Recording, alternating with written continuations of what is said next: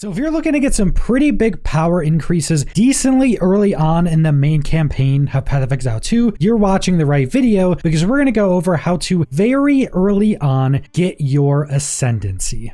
Now, if you're new to Path of Exile, ascendancies allow you to further specialize your class in the build you're trying to create. In this early access version of PoE 2, every class has 2 ascendancies they can choose between, but there will be a third somewhere down the road. Now, ascendancies are a permanent choice. They add a handful of additional skill points you get to put in, and they're placed in the center of your big passive tree, but they use different points. They use ascendancy points instead of your normal passive points, but they pretty heavily change how your class can play. They usually add some new abilities, and they usually add some completely new mechanics to that class. Like, for instance, I'm playing a witch, and one of the ascendancies for the witch allows you to use your life as your main resource spender for using your skills instead of using your mana like normal. So these add pretty big modifiers or changes to how your class is going to play. And while this is a permanent choice, meaning you can't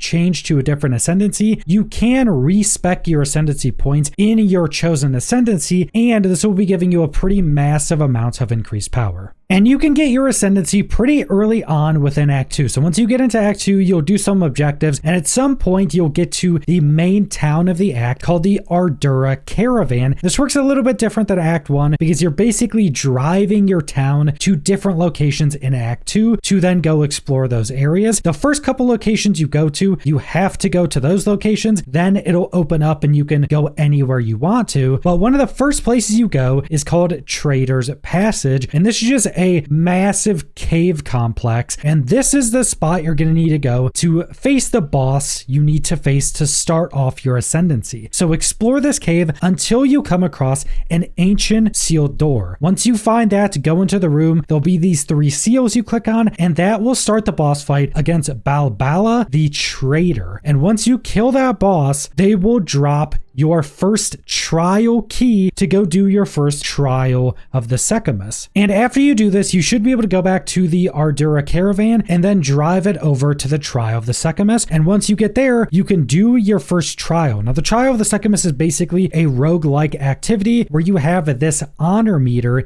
that every time you get hit or take damage, you lose some honor. And every time you complete one of the rounds of the trial, you get to choose the path you take throughout it. So it's like a little roguelike activity. There's a currency you can get that you can spend on vendors to get some additional buffs, and there's a few other pieces tied into this. But if you get all the way throughout that trial and defeat the boss on this first level, you then can ascend. And I was able to do this. It wasn't super difficult, and I was so pretty early on within Act 2, and nothing through this was really that difficult. In fact, I think I took the most damage from the traps throughout the trial. So if you just play smart, you shouldn't have an issue losing your honor, because if you lose all of your honor and go to 0, the trial is over and you can't ascend until you go find another key. And that's all you're going to need to do. Kill Balbala, get the key, travel over to the trial of the Secamus, go through the whole trial, complete the boss at the end, and you're able to then ascend. Now, this is a pretty big choice in Path of Exile. If you choose the wrong choice and you want to try the other ascendancy, you have to make a new class. There's currently no way to switch ascendancies after you've chosen one. Again, you can respec your points in your ascendancy, but